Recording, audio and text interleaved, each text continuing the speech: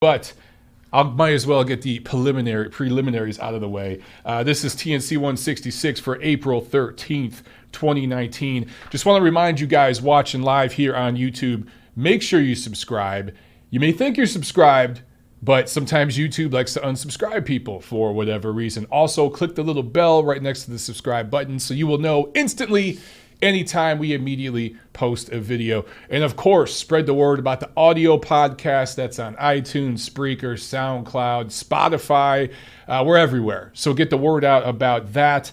If you guys are interested in an MOB t-shirt, we actually sent a couple off this week. So thank you to those of you who bought a few of them over the weekend.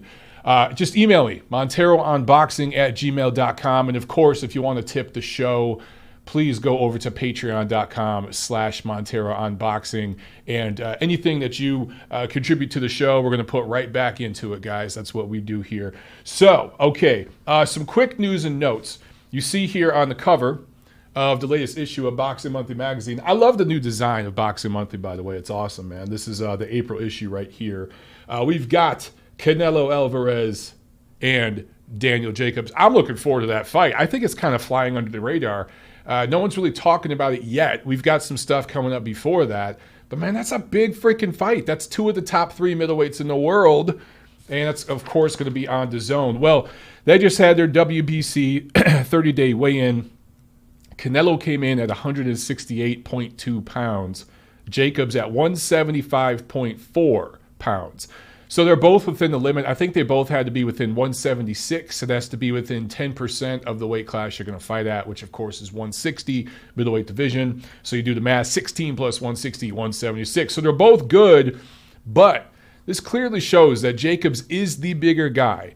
And yes, we've seen Canelo against bigger guys like Rocky Fielding, but we haven't seen him against bigger guys like Daniel Jacobs. And that's why I'm really interested in this fight. I think it's going to be a lot more competitive than a lot of you out there think it will be. But heavyweight action. Oleksandr Usyk officially making his heavyweight debut against Carlos Takam May 25th, MGM National Harbor in Oxon Hill, Maryland, which is in the Washington, D.C. area.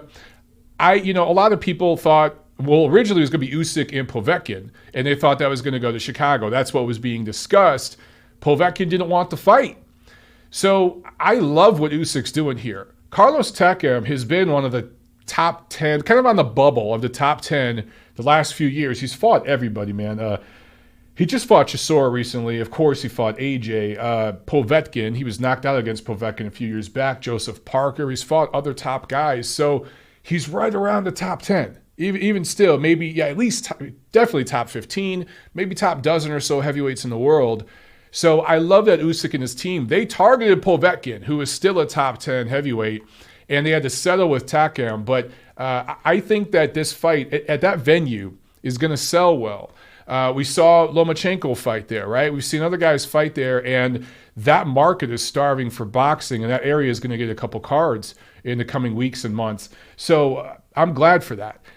Tiffany and I are thinking about covering that one for Ring Magazine and Ring TV. We'll let you guys know if we are going to be up there covering that one. There's a ton of you guys that follow us, and we definitely want to meet. You know what I'm saying? We'll have a beer, we'll chat, whatever. We'll maybe do a meetup or something if we end up covering that one live. But I'm excited for that fight. I want to see how Usyk looks. I think that he could easily be 215 or so.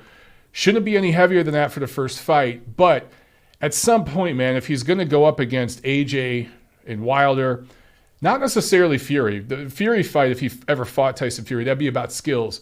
But against those guys, he needs a little more mass, especially AJ. He'd have to get up in the mid-220s, but he can't get there yet. I think that, 210 to 215, good starting place for him. And I think Takam is a great measuring stick. If he dominates him, he's in a discussion already for top 5 heavyweight, definitely top 10. But depending, if he mops the floor with the guy, he's up there, right? We already know based upon skill set, he's probably more skilled than any heavyweight out there right now. But maybe Fury, is up there. But if he could dominate a guy like that who's on the bubble of the top 10, 15 in his first heavyweight fight, that's a huge statement, man. Okay, upcoming fights. Jermall Charlo is fighting Brandon Adams, who won the Contender finale last year against Shane Mosley's kid in LA. He's an LA fighter. He's out of LA. That's going to be in June on Showtime, the same month that we're probably going to see Gennady Golovkin. They're still bouncing opponents around, but it's probably going to be Hassam Endam.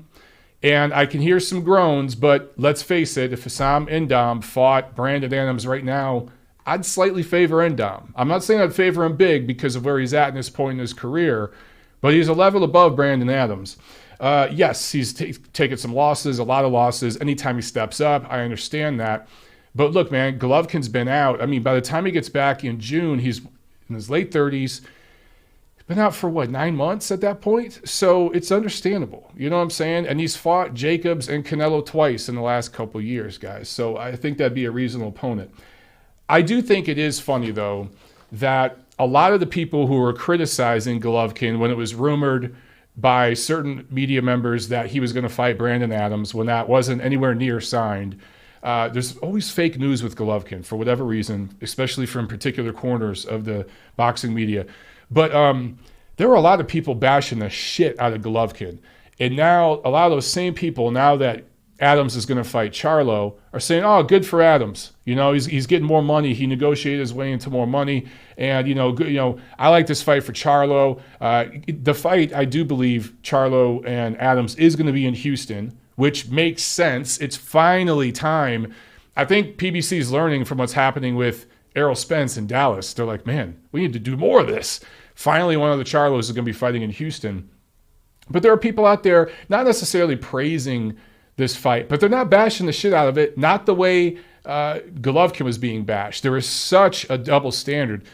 And if you look at Charlo's middleweight resume, it is stir-fried shit. And there are a lot of these same people who were bashing Golovkin and a lot of the Canelo haters. And there's a ton of Canelo haters out there, irrational Canelo haters. I understand Canelo critics. I'm talking about Canelo haters that are saying that Canelo and Golovkin are all ducking Charlo, yet he's fighting Adams. Now, when Golovkin was coming up, when he first came to America and he had to kind of restart his career at like 30, I think early 30s, restart his career, he got busy. Between 2012 and 2014, I think late 2012 to the end of 2014, there was a period in there of like 25 months. I've talked about this a lot in recent weeks. In 25 months, he fought, I think, 8 times. 8 times in 2 years, okay? He was fighting better opponents than Brandon Adams. I'm not saying he was fighting killers during that time. There was a couple of top 10 guys in there. I want to say Daniel Geale was in there, maybe Martin Murray, guys like that. But most of them were, they were B-level fighters. I understand that, but he was busy. He was fighting every 3 months, and he was being exciting, dominant, knocking guys out, providing value to fans and to networks who are paying next to nothing for those fights. Even a guy like Rubio, Marco Antonio Rubio, right? Am I mixing up that name? Yeah, I think it was Marco Rubio, who was a mandatory, I think, for his BC title. Or that's how he became the mandatory. I can't remember the specifics, guys. But I remember when he fought Rubio, a lot of people bashed the shit out of that fight. I think that was at StubHub. Rubio's still better than Brandon Adams. So the people that were bashing Golovkin's level of opposition even back then are still being really, really forgiving of the Charlos and their level of opposition. And the first time we saw what this is, I'm talking about Jermall. When Jermell stepped up and fought Tony Harrison, he lost. So I do think he'll beat him in the rematch. He's better than Harrison. He had an off night. But I'm just saying, guys, there's a lot of double standards out there. And for whatever reason, Golovkin triggers the shit out of people. I don't know if it's political because his father is Russian and there's a lot of anti-Russian hysteria over the last 2 years, ever since a certain person became president. I don't know, but there's something to it. Anyway, okay, some more quick news and then we'll answer some questions. Kovalev Yard, that has been ordered purse bid by the WBO April 15th. It was originally April 8th and they pushed it back a week. I don't know why they're doing this on the 15th. They know damn well Sergey Kovalev has a court date on April 19th. So if you're going to have a purse bid, why not push it back 2 weeks? Why not push it back till after the A-side fighter, the champion fighter, has his court date, so you know if he's even going to be available to fight. It just doesn't make any sense. So wouldn't surprise me if this WBO purse bid gets pushed back once again, but that would make more sense. Push it to April 22nd, which is a few days after Kovalev's court date, so we find out what the hell's going on with him and that woman who's suing him, accusing him of sexual misconduct. We'll find out. Let's see, some quick ratings news. Oleksandr Usyk over Dudu Ngumbu, who, by the way, last week I did not know, but because it wasn't widely reported, but apparently he ruptured his Achilles, or there was some major injury to his ankle. Now, again, that hasn't been widely reported, but Steve Kim and Mario Lopez talked about it on their podcast, The 3 Knockdown Rule. Steve was quick to mention, though, and one of you out there who gave me some shit last week, you didn't mention this part of that, that it still hasn't been verified. But that's what one of the commission people told Steve. I haven't heard anything afterwards, so I still don't know what the exact injury with Ngumbu is. But if he ruptured his Achilles, that's pretty damn substantial, and it makes sense why he couldn't continue. So I didn't mean to unfairly bash the guy last week when I said it looked like he was looking for a way out. But we've seen that so many times. But if he really did have a major injury like that, well, hell, you can't fight on. So anyway, that fight peaked at 832,000 viewers, which isn't a fantastic number, but it was up several hundred thousand from, I think, the peak viewing of Kubrat Pulev fighting his fight against Dinu. So I think that Pulev-Dinu card had the lowest ratings, I think, of this whole Top Rank on ESPN deal. So at least they had a little spike for the Usyk-Ngumbu fight, even though it wasn't a very good fight. Anyway, let's get to some questions here. Let me see. Let me pull up my notes. Tiffany will send questions over to me. TNC questions. Okay, Punch for Pound, what's up? He asks, is Bivol Brown happening this summer, or Usyk Brown, or neither? What are the top options for Bivol and Usyk next opponents? If Teofimo Kome happens in the summer, who does Loma fight in the summer? Okay, so number one, I don't see Teofimo Lopez and Richard Kome fighting. I don't think that's going to happen. I think that Bob Arum will overpay. He had to overpay for Lomachenko Crolla to get it off the zone and keep it on ESPN, but that's another story. He will pay whatever he has to. He's not going to put Kome in there with his title in there with Lopez. I think Kome and Lomachenko are going to fight later this year, and Lomachenko is going to grab that title, although that's going to be a harder fight than people realize for him. Teofimo Lopez is busting at the seams at 135, and I think he'll be at 140 pounds next year.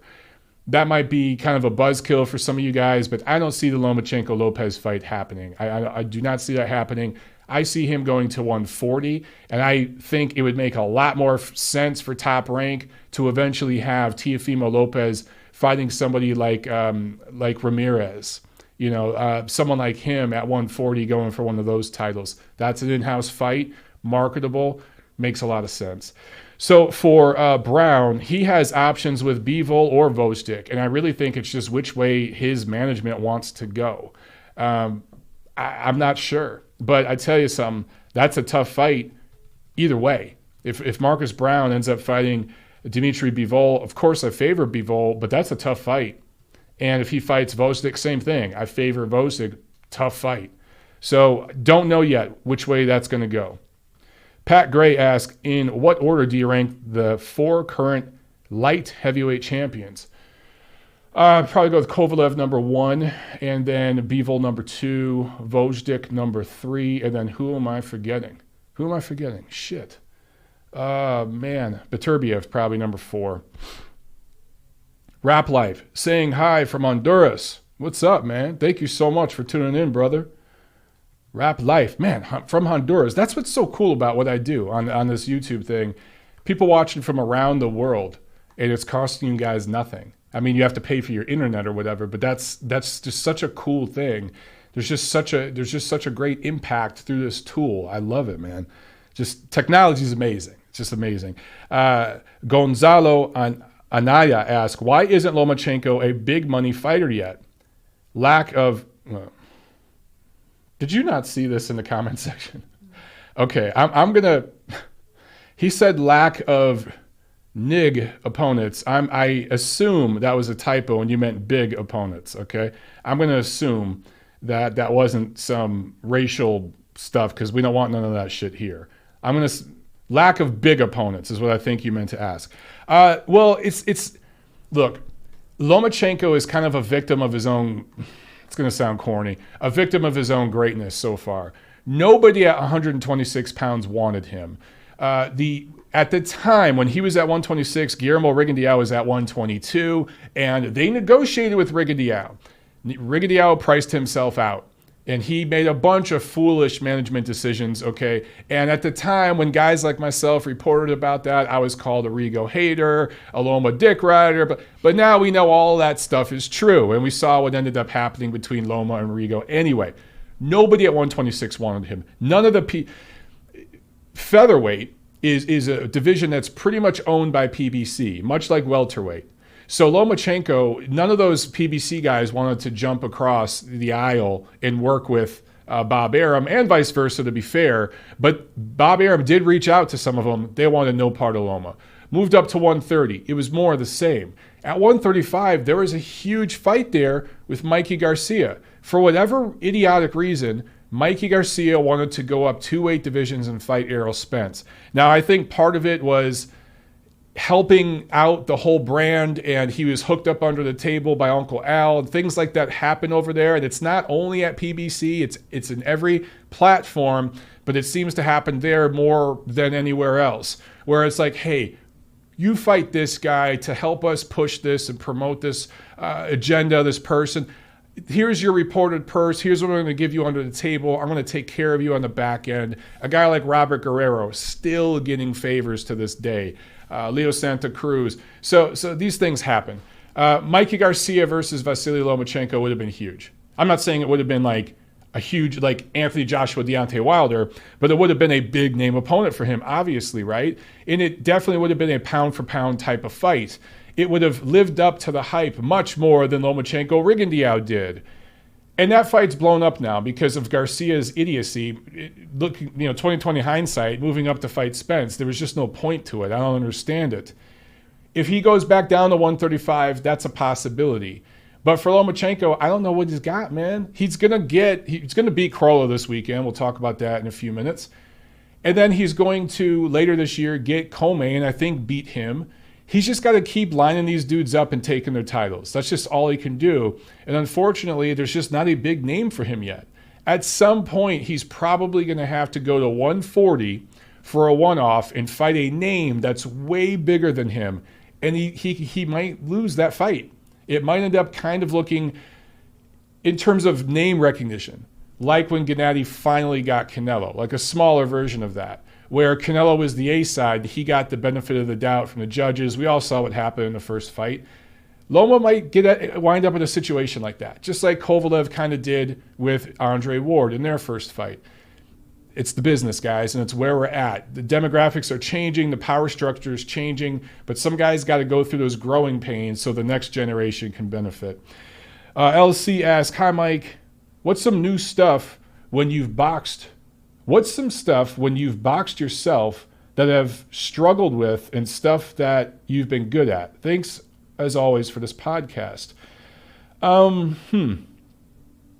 Stuff I've naturally been good at with my boxing, just my experience, with the little bit of boxing I've done. This is just what I've been told. Good chin, never been dropped, never been seriously hurt. I have been...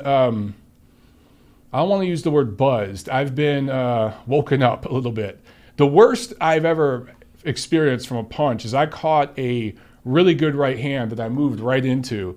It spun my head around, and just the way it looked was, when my head spun, is I just saw tracers of colors, and then the picture frame paused for a second, just like a split second, and then everything came to again. It was like for a split second, I was kind of like frozen. That's the worst experience I've had taking a shot. One time in the Marine Corps, when we were doing hand-to-hand combat training with pugil sticks, we would fight with sticks. I don't know if they still do that, but we'd have these big sticks and we'd fight with them. One dude whacked me with that one time, and that dropped me to my knees. That's the only time I've been down in an actual combat situation. But so I've been told I got a pretty sturdy chin. I do a lot of neck exercises. I keep my head down. Yeah, Tiffany sees me do them, and she laughs at me because I lift weights with my chin. I do all kinds of crazy shit. But it works, man. And I keep my chin down very well. I'm very disciplined with keeping my chin down. Don't always keep my hands up, though. That's something I've been bitched at a lot. I would just, keep my head down, just take the shot to the forehead when it's like, hey, you don't have to do that. Pick that shit off. Or move your feet and just get out of range. I've been told my jab is really good. I really, really worked hard on my jab, and I was told I have super long arms. I'm like a freaking monkey. I have long-ass monkey arms. And I was told, from early on, work on your damn jab. That's all you got to do is a jab in the right hand. Sometimes I like getting close, and, I like feeling someone on me and working in range, which I shouldn't do because I'm tall, but sometimes that's just fun to do. And it's kind of against my best interest. But nice good jab, pretty sturdy chin. The one thing, I could always work on, I think, is footwork. And, that's something that comes with being in shape. The thing for me, the hardest thing for me is, I'm doing a million different things in my life. I'm a super busy guy. And being disciplined. When I go on the road and I cover fights and stuff, I have beers with everyone, I talk, I hang out, and you feel it the next time you spar. There have been times where I've gone sober for like a month, 2 months, even 3 months before. And I've gone on diets and stuff. And man, you float. Your footwork is just twice as good. For whatever reason, it just works that way. But you go out and have a night of drinking or you eat like shit for a couple weeks, your feet are heavy, you can't move, and you take more shots. It's just how it is. So it's just that consistency, I'd say, is my weakness. Let's see. Gonzalo Anaya says, but what's the problem with Adams? He's the contender winner. Doesn't contender mean contention of a title? Yeah, but that show, I don't even know what season that was last year. I mean, it wasn't the strongest cast that they've ever had on that show. So, for a guy like Charlo, and again, I'm going to bring up the comparison between him and Golovkin because, it comes up a lot. When Golovkin was being ducked, or I won't say ducked, avoided. Now, he was ducked by guys like Sergio Martinez, Miguel Cotto. They wanted no part of Golovkin. And I kind of understand. At the stage of their career that they were at, they were in the twilight of their career. They weren't trying to rush toward Golovkin. But Canelo avoided him for a while, okay? When all that was happening, Golovkin stayed busy. And sometimes he'd get a top 10 guy that would be willing to fight him for a reasonable price and negotiation and everything. But a lot of times, top 10 guys wouldn't. He fought whoever the hell they could get. And that's what Charlo should be doing. And I know for a damn fact that there's several guys out there that they could have got for about the same money that are better than Brandon Adams. And in-house. They just match those guys so weakly. And it's going to end up biting them in the ass. And it's a pattern we've seen with PBC and the way they build guys up for years. They're not the only ones. But it is a pattern I see. Anyway, Brandon Adams is not even a top 10 middleweight. He's just not.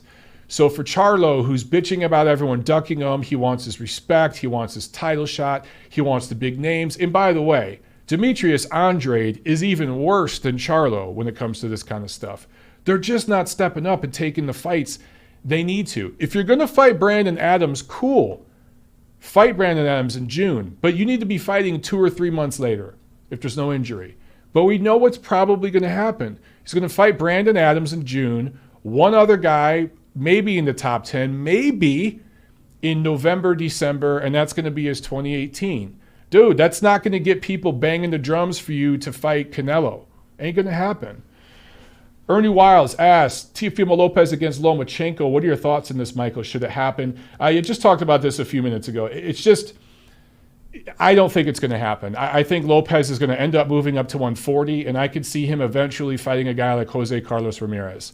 And quite frankly, I'd rather see that. It's two guys in the same age range, same size. Lopez is a big kid for 135. We've met him in person. His hands are huge. His hands got to weigh 5 freaking pounds each. He is going to definitely, at some point in his career, probably be a welterweight, okay? So him against Ramirez or something, next year, late next year, I could absolutely see, it sounds crazy, but something like that I see happening before him fighting Lomachenko. I just don't see it. Fried Pork says, hello from Tokyo. It's already Tuesday morning. It's already the future. He just hit us up from the future. That's crazy. That's crazy, man. Fried Pork, I appreciate it. I just ate fried pork for dinner. I had pork katsu. We went over to the sushi joint across the street. And yeah, so cool. What's up, man? Tokyo. We got Honduras. We got like an international thing happening here on TNC 166. I'm loving this. As CISO asks, will Loma fight 3 times this year? I know he wants to. I know that him and Arum, they want to fight 3 times this year, and they certainly don't want to be on ESPN Plus on a Friday night. This thing with Crolla, guys, I don't want to get into a big, long thing about it, but Eddie Hearn tried to pull some strings to get the purse bid process going to where he could outbid Arum and get that fight over in the UK and on DAZN. And I understand that, but Arum, to avoid that whole process, because he wants to build Lomachenko up on ESPN, had to overpay for this fight and bring it over there. So what I'm telling you all this because it's important to understand that Top Rank and Bob Arum, they have a business plan with their guys. They have a plan for Lomachenko and Crawford. The problem is they're kind of in this holding pattern right now, waiting for other chips to fall down where they need them. And, you know, it's a stubbornness with Top Rank. They have years where all the chips line up and they kill it. They crush it. They have an awesome year. And then they have years like this that are kind of developmental years that suck. And right now, there's a lot of people that will look and kind of scratch their head and say, what the hell is Top Rank doing? But if you look at the history of Top Rank in this business, they've been around for a long time. And they know that it goes like this, up and down, just like a stock. If you're looking at your 401k balance, it's going to go up and down. But as long as it trends up over the years, you're doing good, right? That's the way Top Rank looks at things. All right, one more, and then we'll get into the review. Melvin Perez, would it be wise for Jacobs to ignore the rehydration clause and come in bigger? No, I think that he took a lot of shit for that against Golovkin. I think that'd be really stupid. He's naturally going to come in bigger anyway. He just needs to keep doing what he's doing. He's got 30 days to lose about 14 more pounds. Size is not going to win him the fight with Canelo. Canelo's a stronger, physically sturdier, stronger guy than Golovkin. I know that's going to trigger some of you, but it's the truth. He's a stocky, strong guy. Keep in mind, man, he's a lot younger than Golovkin, right? So they're the same size right now, and Canelo's younger. So physicality-wise, I think he's going to match up with Jacobs' size just fine. Jacobs knows this. He knows that him coming in bigger and heavier isn't going to win him the fight. What's going to win him the fight is boxing craft, him staying on the outside, him using his jab, him avoiding Canelo's pressure and body work. I think Canelo is going to fight Jacobs the way he fought Golovkin in their rematch. And Jacobs is going to have to be able to go 12 hard rounds. His stamina is going to have to be at an all-time high to finish that fight on his feet, and he knows it. So it's not about weight. It's about shape and conditioning. Okay, guys, we'll get back to some questions in a bit. From Colorado. People from Colorado? Mexico? Philippines. The Philippines? Germany. Milwaukee, Scotland. Man, we got people from multiple continents. I'm loving this, man. That's why I love boxing. It's truly a global, worldwide sport. And virtually every type of person you could think of is represented somehow, some way in this sport. Every demographic, everybody. It's awesome. All right, let's get into the review. There wasn't a whole lot of what took place last week. So Friday, April 5th, there was a ShoBox card that Mayweather Promotions put on in Las Vegas. All his prospects, Angelo Leo, Xavier Martinez, Andres Cortez, they all win and stay perfect. In Dubai, United Arab Emirates, there was a card there featuring 2016 Irish Olympian David Oliver Joyce, a featherweight, who improved to 10-0. That was picked up by ESPN Plus, so you got to see those here in the States. That was pretty much it. There's a card over in Poland on Saturday, April 6th, and on the undercard, buried way deep on the undercard. It's not like it was the co-feature or whatever. This is deep on the undercard. Fight of the year candidate, Robert Talarek. TKO 5 win over Patryk Szymakski. So Talarek is 24-13-2. He is 35 years old. He works full-time as a miner, right? So this is a hard-working guy, right, who has carved out a hard scrabble career for himself. He was the opponent in this fight. Patryk Szymakski is 19-2, 25 years old. He lost his last fight coming into this. And I think they kind of brought him in against Talarek to kind of have a comeback fight because he won his first 19 fights, lost his last fight, and I think his management, kind of matched him up in this fight. It wasn't an easy matchup, tough matching, but he was the A side. He was the favored fighter, and he was supposed to get back in the win column because he was once seen kind of as a prospect. But now after starting 19-0, he's lost 2 in a row. Talarek, the best opponent he has fought was Liam Smith back in Liverpool in 2015. He was knocked out TKO in the 8th round. Started his career 10-11-2. He is 14-2 since. So that is the definition of a guy who has learned on the job. Think of him in a way, okay? Don't take this too far, this comparison, but in a way, the Polish Orlando Salido. That is kind of a way to look at him, a guy who's learned on the job, although he did have, I think, somewhat of an amateur career. Anyway, 10 knockdowns in this fight. 10. 10 knockdowns in 5 rounds, and Talarek wins it. So it's all over YouTube. Find it, check it out.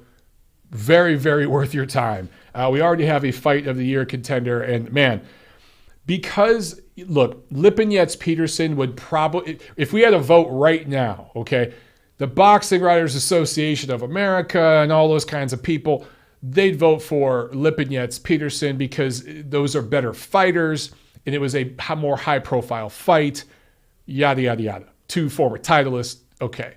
But in terms of just back-and-forth action, holy shit. Make sure you look this up. Let me spell their last names just so you guys can write it down and look it up on YouTube. Chances are if you're watching this or listening to this, you've probably already seen this fight because you're pretty much a boxing diehard. But Robert Talarek, Talarek. Look him up. It's on YouTube. It's worth checking out, okay? Now let's get into the preview real quick, and then I will answer some more questions, okay? Now, we actually have a lot of boxing this week, all over the place. So Wednesday, April 10th, there is a DiBella card. DiBella Entertainment is kicking off. He just signed a deal with UFC Fight Pass, and there's a Broadway boxing card. That's a series he's been doing for a while. That's going to be on UFC Fight Pass. Again, I still don't know what that is, but there's more and more fights on it all the time. So I guess I need to look into it. But if you have UFC Fight Pass, check that out Wednesday night. Friday, April 12th at Staples Center. Talked about this a while ago, right? Vasiliy Lomachenko defending his WBA and WBO lightweight titles against Anthony Crolla, his WBA mandatory. Now, him and his team and Bob Arum wanted Richard Commey, who I think has the IBF title. It just won his first title in his last fight. And I think he should have already had a title before because I think he beat Robert Easter. But that's another discussion for another day. Anyway, he's injured. So right now, instead of sitting on his ass, Lomachenko's fighting his mandatory. Now, there are some people who are pissed off about this and criticizing Lomachenko. I don't quite understand it. No one wants to fight the guy. Mikey Garcia didn't want any part of him.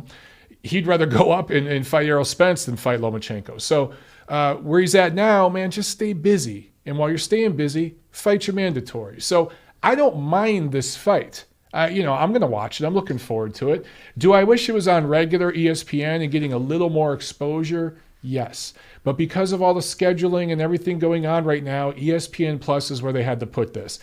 When you compare it to Wojciech Ngumbu and Pulev Dinu, it's hard to understand how those were on regular ESPN, but Lomachenko Crolla is on ESPN Plus.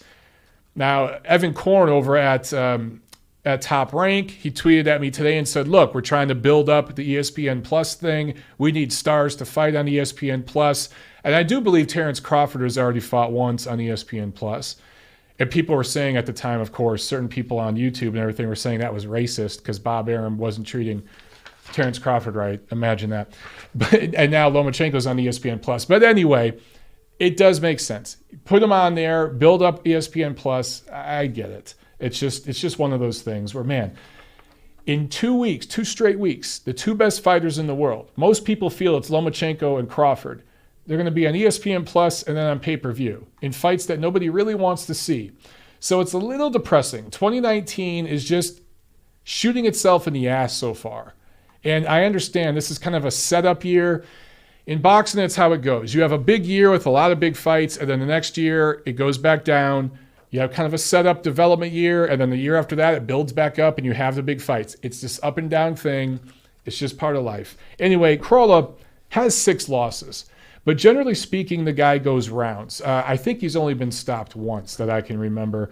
He went the distance with Jorge Linares in their 2 fights in 2016, 2017. So don't shoot the messenger. But it's very possible this fight could go 12 rounds. I know, it sounds crazy. A lot of you out there are going to want to punch me for saying that. But it is possible. Crolla is a tough guy. Lomachenko isn't a huge puncher, even at featherweight, let alone lightweight.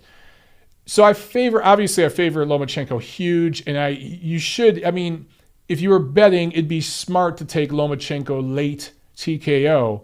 But if you see good odds and a good deal from a bookmaker for Lomachenko decision, it might be a good value to bet that, because there is a possibility this thing could go to distance. Again, I'm not saying it will, but I'm saying it's very, very possible. A lot of people think this is going to be an absolute blowout, and I've told you guys about this sort of thing before. You know, sometimes, 100 to 1 favorite Lomachenko is, but that doesn't necessarily mean he's going to wipe him out in 2 rounds, right? Styles make fights. Also on his card, Gilberto Ramirez against Tommy Karpency for Zurdo. This is his 175-pound debut, trying to make a splash in that division. You figure he's got to be going after one of those titleists soon. I mean, for real, by the end of the year. Let's see how he looks in this fight, but if he passes the test, get him in there against Beterbiev later this year. Something, okay? For Karpency, this guy was KO'd already by Vosdik. He was KO'd by Adonis Stevenson. He was KO'd by Andres Fonfara. If Ramirez can punch through a wet paper bag at 175, he should score a technical knockout in this fight. Do I see a big one-punch highlight reel kind of knockout? No. Zurdo doesn't do that. But he should get an accumulation stoppage win in this fight. Also, Long Beach, Cali prospect, 140-pound prospect, Arnold Barboza. Not much power, but pretty heavy-handed, solid guy. Going up against Mike Alvarado, who is 38, a very old 38. A lot of nose candy, a lot of late-night partying, a lot of blowing up in weight. Barboza, I wish, that's going to sound bad. I don't want to say that. I was going to say, I wish he had huge punching power so that this fight would be over quick. I'm more concerned because Barboza isn't a big puncher, that this could just be a one-sided drubbing where Mike Alvarado takes tons of punishment for 10 rounds. Hopefully that's not what happens. But if there's anything to Barboza, he should win big over Alvarado. All right, so that's Friday. Saturday, April 13th, we got a few different cards. I'll go over these real quick and then we'll get to questions, okay, guys? Monterrey, Mexico. Golden Boy Promotions putting on a card there on DAZN. Jaime Jumguia defending his WBO junior middleweight title against Dennis Hoban, who is an Irish Australian, born and raised in Ireland, now fights out of Australia, 5'8", 34 years old. Apparently he had about 150 amateur fights in Ireland, but they were all in Ireland. So that's not saying much, right? Ireland isn't necessarily a hotbed of amateur boxing. Some good amateur fighters come out of Ireland, but they fight internationally. If you're only fighting there, I don't know. So a lot of amateur fights, but not much substance to them.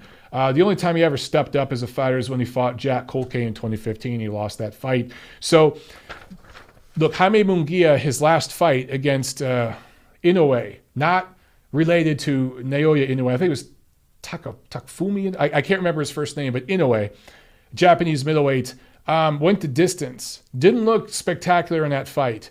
This matchmaking is perfect. He will score a knockout Saturday. So Jaime Jumguia fans, you're going to get to see him score a knockout this Saturday on DAZN. Also on this card, Oscar De La Hoya's cousin Diego, 21-0, did all that work at 122 pounds. Really was seen as the next big thing in a lot of people's eyes. First, like a real top blue chip prospect, and then really turning into a contender on the verge of becoming a star. He really hasn't fought much recently, man. He's had trouble making weight. He fought 5 times in 2015, 3 times in 2016, 4 times in 2017, including a big win over Randy Caballero on the Canelo Triple G1 card. And that's when everyone was looking at him like, man, he's the next big thing. I'm really excited to see what this kid can do.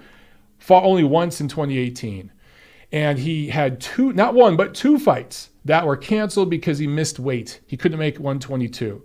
So he's coming back here fighting Enrique Bernache, 126 pounds. He says after this fight, he wants to try to get back down to 122. I think that is a mistake. They should stay at 126. Dude, don't fuck with your health. It's 4 pounds. If he looks good at 126 against Enrique Bernache, stay there. Don't go back down to 22.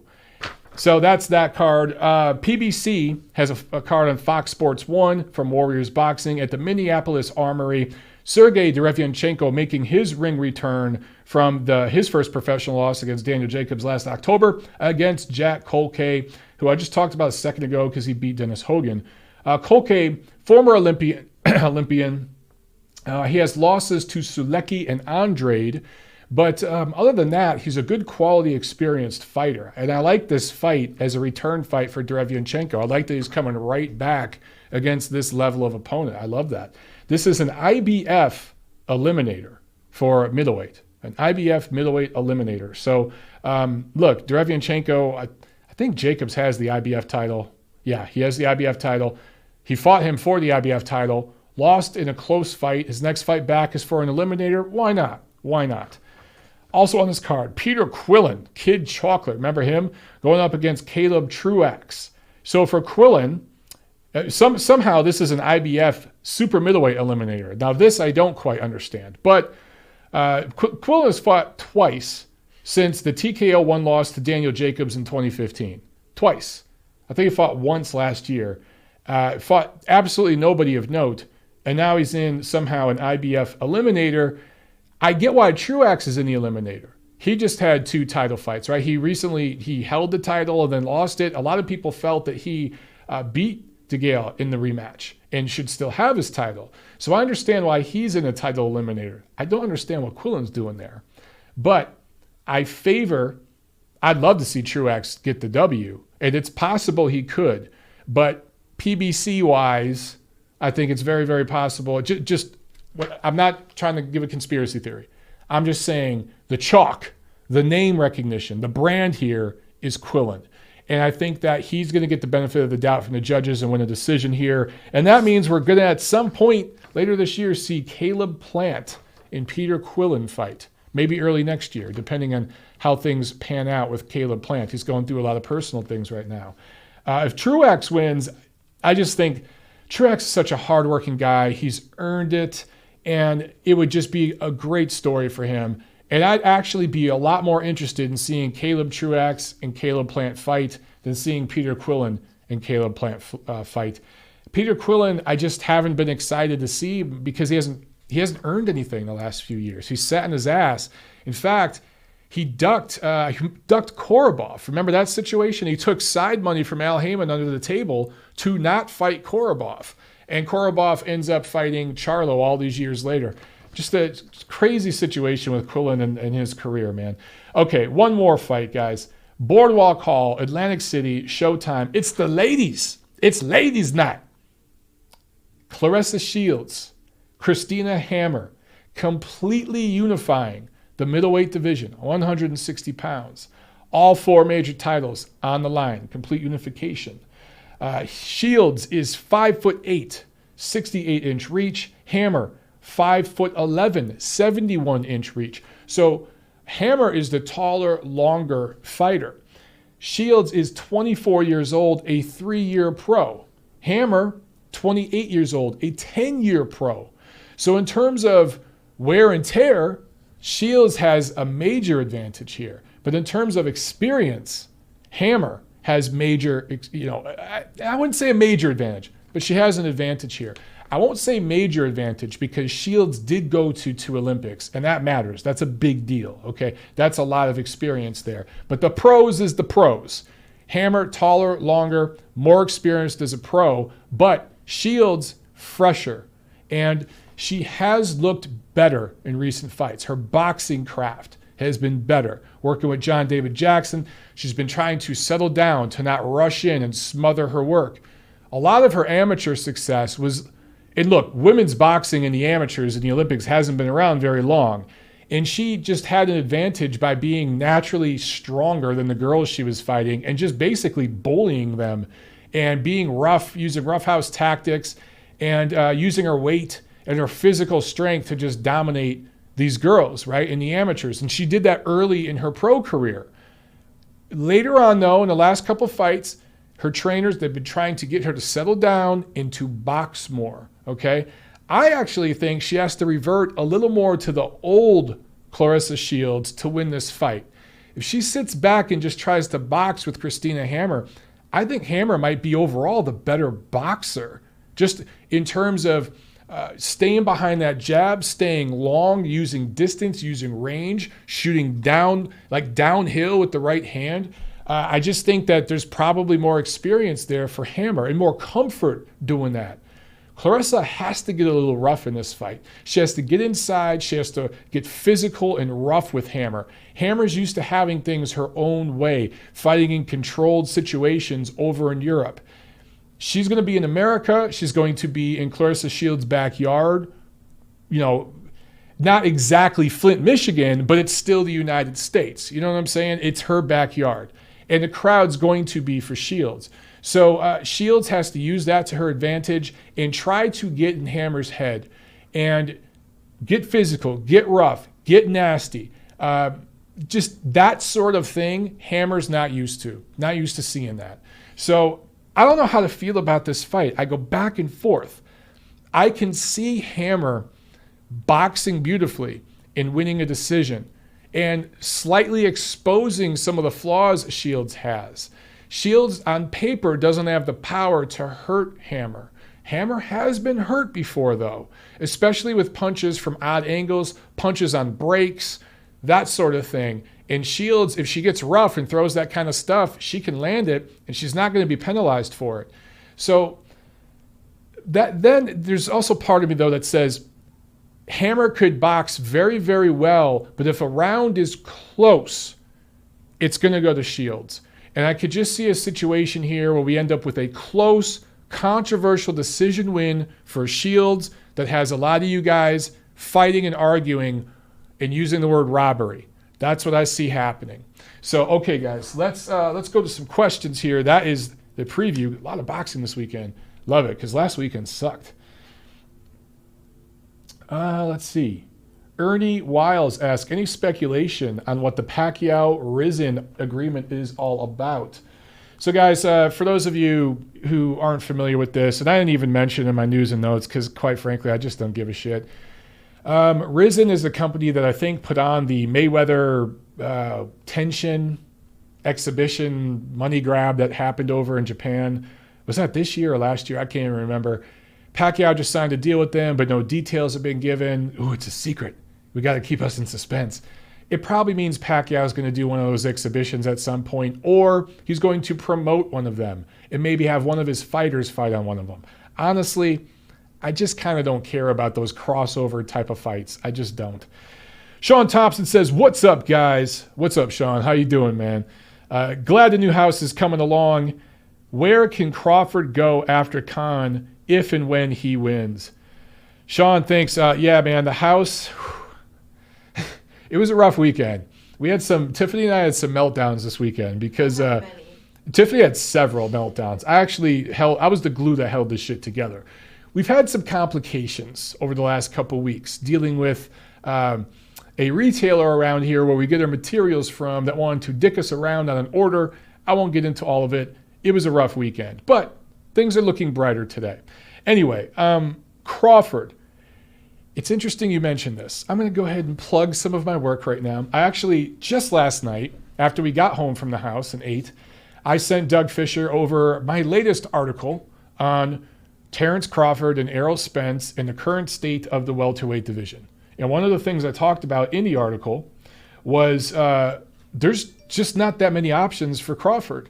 Spence has a ton of options. It's an embarrassment of riches over at PBC when it comes to available welterweights for Spence. So Crawford would, in Top Rank and Arum, they would love to get a fight with Errol Spence right now, but I don't know if it's going to happen because dude's got so many options. He can make a lot of money and build up the fight with Crawford and let Crawford get old and basically Canelo him, right? The way Canelo did to Golovkin, the way Leonard did to Hagler, the way Mayweather did to Pacquiao. It's just the way it's done in boxing. So that's probably what's going to happen. But for Crawford, I do think at some point he's got to fight some of the PBC guys. But Grandpa Bob doesn't like spending a lot of money on fighters he doesn't represent. He just doesn't like doing it. He's paying Amir Khan $4 million right now.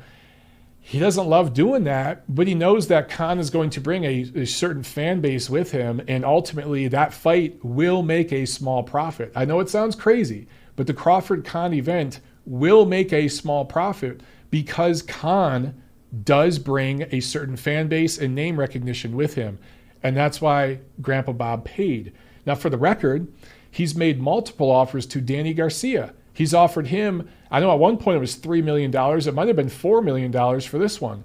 Maybe it was still $3. Either way, it was a career high purse for Garcia. Garcia turned it down. Some of these PBC guys, you remember Adrian Broner was offered a Pacquiao fight years ago when Pacquiao was still with Bob Arum. Then when Pacquiao went over to PBC, boom, he accepts the fight. So it's a two-way street, and you guys are crazy if you think that the folks at PBC like working with Bob Arum. They don't like working with each other. So I really don't know what the hell Crawford's going to do. They've got Egidijus Kavaliauskas, Top Rank does. That's about it at welterweight. So at some point he's going to fight the Mean Machine. He has to. After that, I just don't know, man. He can't move up to 154. He'll get clobbered. Johnny Boy asks, I just discovered the Alexander Vesputin kid, Mike. What are your thoughts on the guy? Yeah, I think he's actually going to be on the card this weekend. I'm not 100% sold yet. Good-looking prospect, though. Nice skills, good amateur career. He's relocated over here, fights and trains out of Oxnard, one of the Aegis Klimas guys, I believe. So good stock, working with good guys in a good gym. We'll see how he develops, but definitely a guy to keep your eye on. Absolutely. Sabi MD says, shouts from the Sun City. Forgive me. Where is the Sun City? Is that Phoenix? I'm just guessing. Because it's really sunny in Phoenix. I don't know. It just popped in my head. But you got to let me know, where is the Sun City? But, wherever the Sun City is, thank you for watching. I love that we have so many people from all over the place watching right now. He asked, I'm assuming it's a he, asks, what is the criteria for fighters getting nominated into the International Boxing Hall of Fame, and how can non-fighters get inducted? So it is 5 years after you retire. 5 years after your last fight, you're eligible. And every year, how many fighters? There's a certain amount of fighters that have to get in, which I think is a stupid process. It's either 3 or 4. So it'll be a bunch of names on a ballot. There'll be 20 names on a ballot, and it'll go to anybody in the union, the Boxing Writers Association of America, which I don't pay union. I don't do unions. Unions can blow me. So, I had to do Screen Actors Guild in LA, but as soon as I moved out here, I told them to, go blow themselves. Anyway, I'll take their residual money, but I ain't paying their dues. Fuck that. South Africa. South Africa's the Sun City? What part of South Africa? Well, just Google it. Or Sean Newton, where's the Sun City? Now, I'm curious now. I'm genuinely curious. I love this. People that are going to listen to the audio podcast of this are going to be like, what the hell are these guys doing? Because they can't see us right now. But anyway, yeah, so there will be about 20 or so names. And a lot of the guys are on the ballot every year, just don't get in. But they just stay on the ballot every year, right? But it's either, don't quote me right now, guys, it's either 3 or 4 guys that have to get in every year. So you have to pick like 3 or 4 guys. I want to say it's 3. At least 3 guys, but you could pick more. I think it's a stupid process. I think that it should just be who you think, you should just vote for who you think's deserving, whether it's 1 fighter or 8. But anyway, there is a fighter section and then there is a non-fighter section. I can't remember the name that they call. There's a certain name they have for that section that is non-fighters. It could be celebrities, it could be media people. But I mean, someone like Sylvester Stallone can be on there, right? For his contribution to boxing through the Rocky movies. I think it's called observers. Whether it is, again, a media member, it could be a commentator, right? It could be like Al Bernstein's a commentator. He's not necessarily a media guy. He's in the Hall of Fame. So they have different sections, and you vote for the guys that you think deserve it. That's it. Check Hook 93 asks, do you think Granados versus Garcia is a sneaky good fight? Hell yeah. That's a very good fight. Do not sleep on that. We will talk more about that next week. Graume Caso asks, how do you think Russia's political standing in the U.S. has affected the public's opinion of Eastern European fighters? You know, with all things political, brother, I'd say it improves their standing with half of the country, and it lowers their standing with the other half of the country. Unfortunately, that's the world we live in. Rap Life asks, do you think the Spence versus Crawford fight will happen in 2020? I don't think so. And I wrote about that in my article. I don't think it's possible till 2021. And at that point, I don't know. It's probably past its due date. It might be. I don't know. One of the guys might lose their O before then. Crawford might be too old. He's been fighting a lot longer than Spence. And Spence might be at 54, man. He might not be able to make 47 anymore. So, unfortunately, I would bet against it. That's just my belief. Joe AMG asks, where will Usyk be ranked after the Takam fight? Depends on his performance. If he struggles, if he wins, 7 rounds to 5 type of decision, maybe number 10, maybe. If he goes in there and absolutely mops the floor with the guy, he's going to shoot up the rankings pretty quick. If he struggles and wins controversially or something, he's not even in the top 10. So we'll just have to wait and see. I think he's going to look really good. I just have a feeling he's going to be dominant, and it's going to be very impressive. Uncle Bert apostrophe asks, all right, Mike, do you reckon Loma wants to get out before he starts to physically decline? Would tie in with his recent projections for retirement. I don't see Lomachenko going away anytime soon. I think he's having too much fun. The man loves boxing, and he still has goals. I know at one point he wants to win the title at 140. As Bob Arum says, this is Bob Arum talking, I'm paraphrasing, but he recently said in an interview, these Eastern European guys, they love winning titles. They love collecting belts. They hate giving up the belts. He was talking about the Crolla fight and how they had to take it because Loma does not want to give up the title, the WBA title. So I think at some point, once he cleans out 135, he's going to want to go to 140. But he's going to, before he retires, he's going to want that big fight, against the name. I don't know who it's going to be. Likely going to be somebody at 140. We've got that tournament going on there. All those guys have to consolidate the titles. But if there's one name that comes out of that whole thing, let's say it's Josh Taylor. Maybe Lomachenko goes over to the UK and fights Josh Taylor for a boatload of money. I could see that happening. But he's going to be around for at least 3 more years, bro. Trust me. Exizo asks, will boxing get better or worse when Arum dies? Going to happen soon. Ouch. Big ouch. It depends what happens with Top Rank. Personally, I think Bob Arum has done a lot of good for boxing. I understand that he's an annoying guy sometimes, and he's very stubborn, and he has his ways. But just look at the history of what Bob Arum and Top Rank have done. I mean, come on, man. Would American boxing be where it is right now if it weren't partially for Bob Arum? I don't know.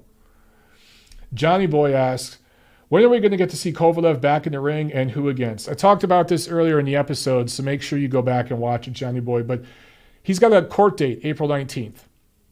Depending on what happens with that, assuming he doesn't do any jail time or anything, is going to be fighting Anthony Yarde next. And they have a purse bid meeting on April 15th. So it's going to be Anthony Yarde. It's either going to be in the UK if Yarde's side, Frank Warren, wins the purse bid. If Kovalev's side wins the purse bid, it could be in Russia.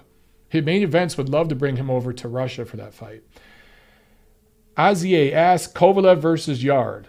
Are you asking me my pick? It just says Kovalev versus Yard. I favor Kovalev. Look, there's a chance Yard could land something big if he's, young and strong and explosive. He could. But I would, if I had to bet, I'd favor Kovalev just boxing the shit out of him. Joel Morgan. What's up, Joel? How you doing, man? He asks, what do you think of Loma's fight being on Friday instead of Saturday? It's just a scheduling thing, dude. It's not... Look, some people are saying they didn't want to go up against Hammer and Sheilds or some of the other fights this weekend. Are any of those fights big enough to really knock Lomachenko off his perch? I don't think so. Sheilds Hammer is a big, important fight for women's boxing, but mark my words, it won't do... If Loma was on regular ESPN, it wouldn't do the ratings Lomachenko would do, even against Crolla. It just wouldn't. So I think that they put it on Friday just because of scheduling. You got to remember, guys, it's not just the network schedule and what they have going on. It's the venue. Staples. They're fighting at Staples, right? Let me check. Because I'm forgetting here. Yeah, they're fighting at Staples. Maybe Staples has something going on Saturday. Maybe the Lakers or the Clippers, one of them's playing, or maybe hockey. They have a bunch of different sports and stuff going on in that place. So maybe Saturday night there's a game or something, and they just couldn't get the venue they wanted on Saturday, so they went with Friday. I would say it's a scheduling thing. Jason Goldstein asks, hey, Mike and Tiffany, what's up? What's up, Jason? How you doing, man? Charleston in the house. What's the ceiling for Joshua Buatsi? Also, you've mentioned UFC Fight Pass a few times. It's a UFC streaming service that has the complete fight library. Okay, so that sounds like an ESPN Plus kind of thing, right? Do you pay extra for this, I'm assuming? So it's its own network. So it's more like DAZN, actually. It's not on a network. I'm assuming UFC Fight Pass is a DAZN type of thing. Joshua Buatsi looked really good in his last fight. Really, really good. So I want to see more of him.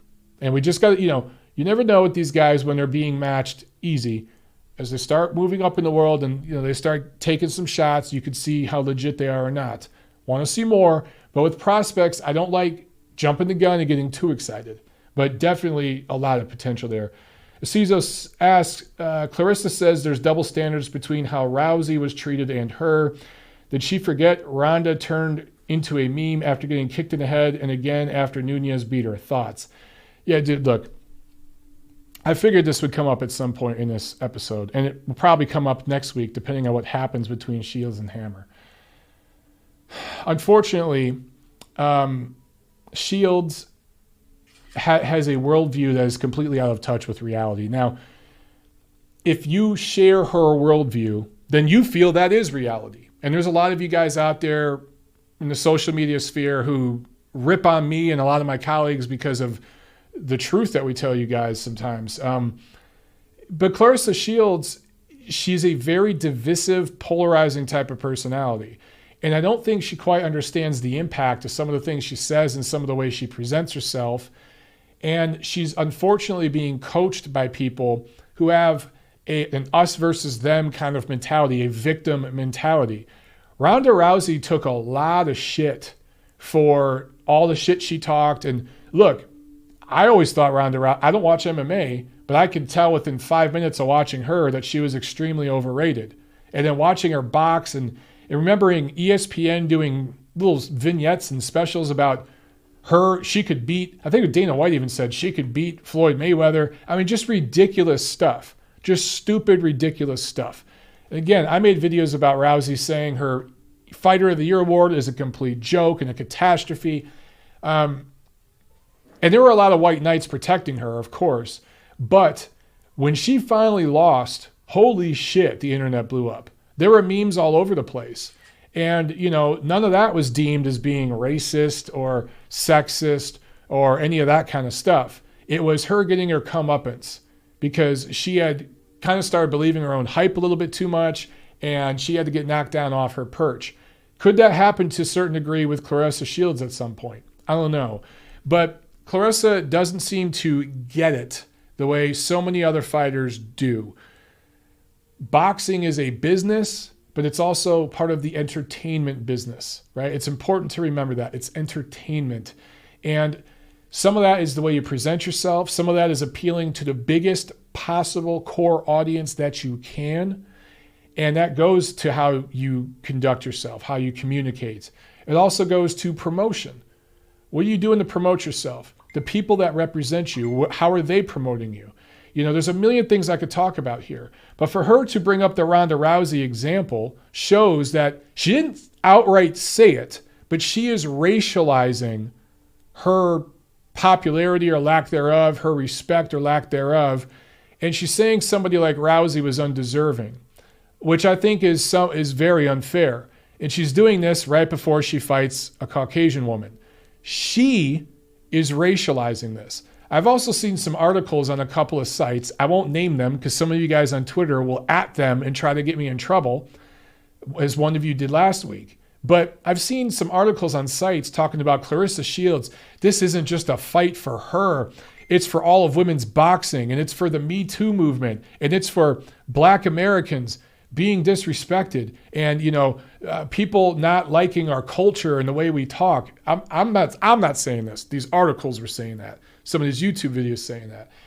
It's not that fucking big, guys.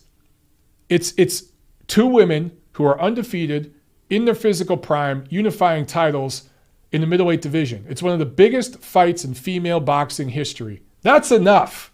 You don't have to add all this other shit on top of it that's irrelevant. If that sort of stuff is relevant to you, cool. That matters to you. And you look through everything in life through a filter, through some sort of victim filter. For the other 80% of us, we don't give a damn about any of that shit. We just see that it's a good matchup. That's all that should really matter. Claressa Sheilds, when you look at the world the way she does, ultimately what you do is you limit yourself. Because if everything you see is through a filter and you see yourself as a victim, can you really achieve the highest possible heights? Can you? The answer is no. But yes, I think she's very ignorant about some things. And unfortunately, there are not people around her that are teaching her better. But it is what it is. She is young, guys. So you know what? Maybe 10 years from now, she'll speak differently and she'll be more experienced. She'll go out in the world. She'll see more things and she'll realize that some of the stuff she was saying around this time in her life was kind of dumb. I know I said a lot of dumb shit when I was young. Kicks MGC asks, have you heard about the recent beef between Teddy Atlas and Marcus Brown? If so, thoughts? Nope, I haven't.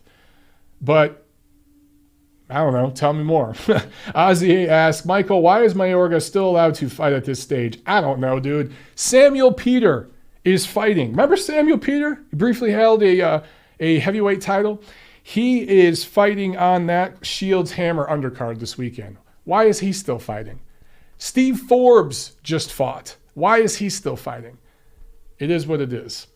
Uncle Bert apostrophe asks, do you reckon Top Rank are playing a bit of chess with AJ Hearn, Matchroom DAZN, and they're trying to get Fury and Pulev into a Mando positions, which they could try to force onto ESPN? Yes, they're all playing chess with each other. And that's the unfortunate thing about this whole dichotomy right now that we have with different promoters being on different platforms, is they're going to try to use the sanctioning organization systems to get certain fights on their platforms so they can be in control. The sanctioning organizations, particularly the WBC and WBA, realize this, and that's why they're making more titles. That's why the WBA recently added their gold title. And you see all these interim and different colored titles, right? You're going to have a foreskin, dickskin title before it's all said and done, because they see the promoters doing this shit and they're saying, shit, we could get more money, get these dudes fighting and positioning for different levels of titles. So you're going to see a lot more of this. Gonzalo and I ask, what would you favor, or who would you favor in a dream match between Oleksandr Usyk or Muhammad Ali? Way too soon to make that sort of prediction, brother. Pump the brakes. Let Usyk fight at least once at heavyweight and then get back to me. Just too soon for that, bro. Too soon.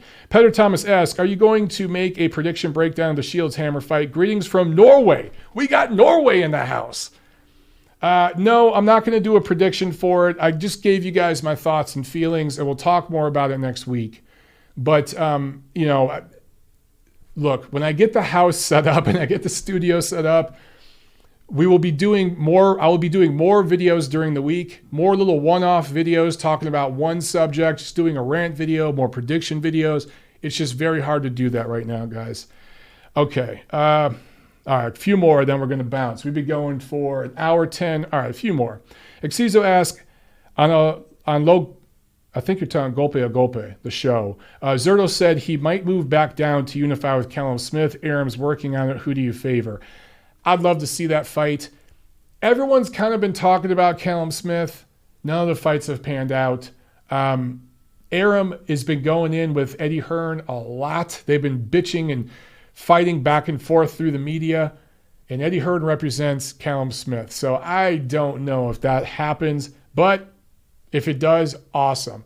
I would probably favor Smith because that fight would happen in the UK. And I just think Zerto would be biting off more than he could chew on that.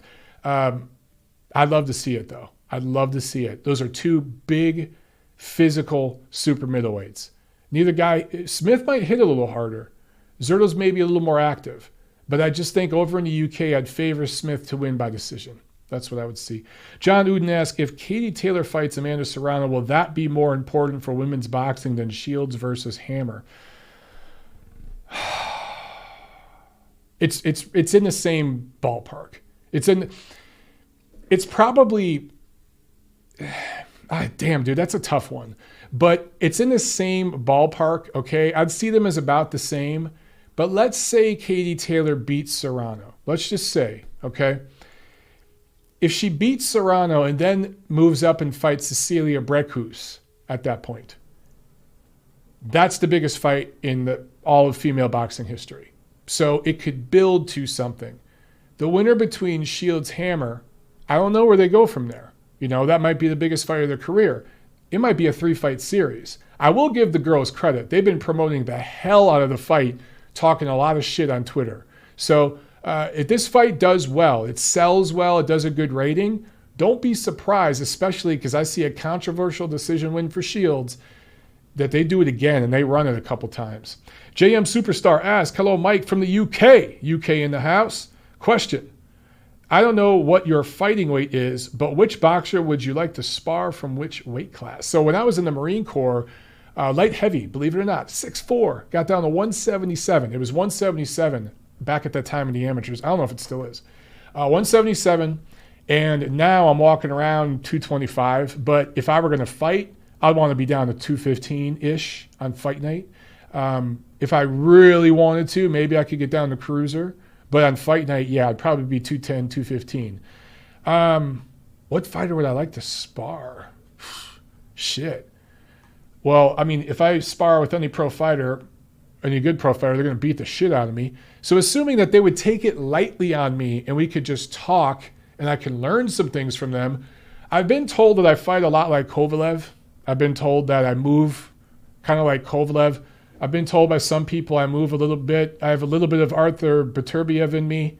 But I do get a lot of Kovalev comparisons. I'd like to spar with him. I think that'd be fun.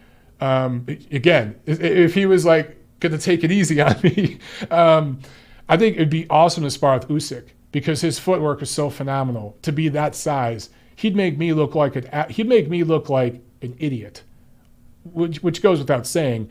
But I just mean in terms of not even just craft. I'm just talking about footwork. I'd love to spar with that guy and just pick his brain just with the footwork. I think that'd be fun. Let's see. Gail Falkenthal. What's up, Gail? How you doing? Mike and Tiff, a couple knows they can make it through anything if they are compatible on a long road trip and if they can survive a home remodeling. Hang in there. We will, Gail. Yeah. It's been tough. We remodeled a home in LA, but it was 1,200 square feet. Which made it even smaller. This is almost 4,000 square feet. And live in an even smaller space. And we ripped it down to the studs, and I've just knocked down so many walls. It's been insane. And I'll say this too. The air out here is so humid. It makes painting and sealing everything and like doing drywall and mudding everything just a different experience. Like out in LA, doing it dried really quick and you could just move on. It takes several days here just for like paint to dry really good. It's crazy. All right, 3 more questions, guys, and then we are out. Gonzalo Anaya asked, are you going to do a live show for Canelo versus Jacobs? Canelo versus Jacobs, that is the day we are moving into the house. However, I'm trying to convince Tiffany to let me do a live fight party that night. She's shaking her head right now off camera. You guys can't see this. You can tell them that if enough people tweet me about it and share the video. Yeah, so here we go, guys. If you want a live fight party for Canelo Jacobs, tweet Tiffany. Harass the shit out of her on Twitter. And just, yeah, if you harass her enough, I think she'll give in and she'll let me do it.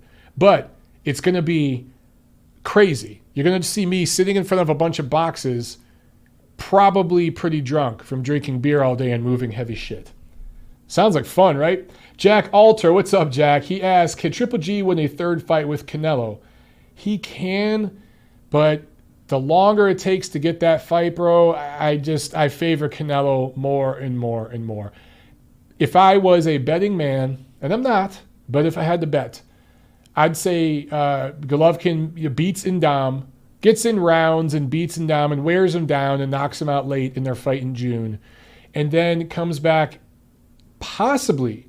It's not even a guarantee anymore because it's taken so long for Golovkin to get his comeback fight. But I do think he fights Canelo this year. I still feel that will happen, and I favor Canelo to win that fight. And then I think Golovkin's going to move up to 168. That's what I see happening. Hawker Mustang, you get the last question of the night. Do you think Crawford is going to KO Khan? Yes. All right, guys. That is it for TNC 166, an hour and 17 minutes. Appreciate all you guys watching live. Please like the video. Give us a thumbs up if you're watching. There's hundreds of you watching. 47 of you have liked it so far. So give it a like. That's not going to get a Canelo Jacobs. That's not going to get... Yeah, if you want a Canelo Jacobs live fight party, give it a damn thumbs up, people. All right? All right, guys. I'll see you at the fights.